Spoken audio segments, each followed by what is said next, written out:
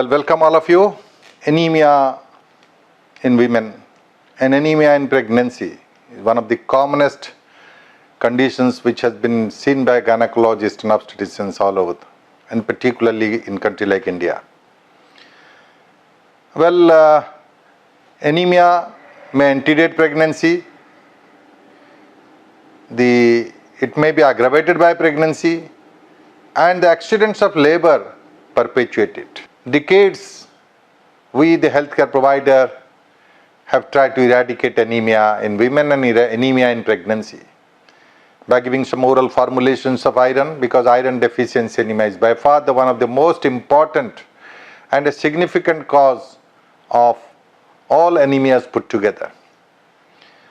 Well, although the investigations are very easy to diagnose iron deficiency, although the treatment is very simple, the paradox is that still we have a prevalence of anemia, particularly in pregnancy and more so in postpartum period.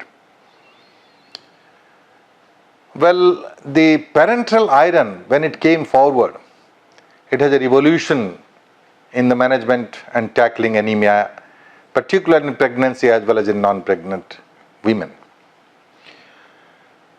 We have seen the evolution of parenteral iron, starting from iron dextran, the first generation of parenteral iron, and seen the adversities and the anaphylaxis.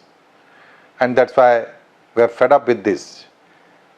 Then the situation came, the era of iron sucrose, the intermediate complex, and where the molecular weight is less than the iron dextran, where the anaphylaxis is rarely seen, although we see some of the serious adverse reactions. And this has played a major role for a few years, particularly in tackling pregnancy and postpartum.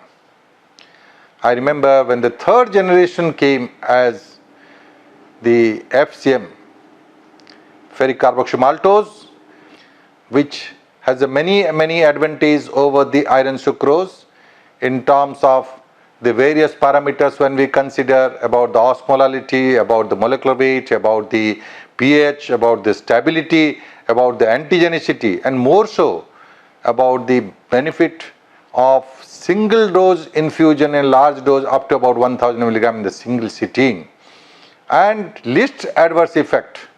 Almost I have never seen any major side effect, and I have compared with iron sucrose with ferric carboxymaltose, 6% with iron sucrose vis-a-vis 0.6% with the ferric carboxymaltose, and none of the cases I have seen a serious adverse reactions, and that has changed the philosophy of iron therapy, particularly in pregnancy as well as postpartum. There are two aspects, one is a therapeutic and another is a prophylactic. If the hemoglobin is less, you can give a therapeutic dose in postpartum period, whereas the new concept I have learned that yes, prophylactic. Believe me, we have started giving 1000 milligram of iron, parenteral iron, ferric carboxymaltose, and discharge the patient rather than writing for oral iron formulation for 3 months. Even in the discharge ticket, nobody takes.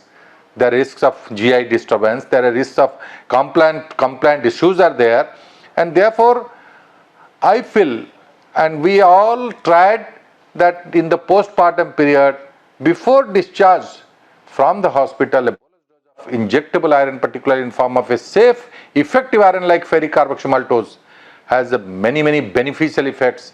The sense of well-being following delivery and postpartum period, and the rise of hemoglobin, the rise of ferritin has been demonstrable. And this is really a unique way, not only in therapeutic but in preventive aspects for the well-being of the mother, particularly in the postpartum period. Thank you very much.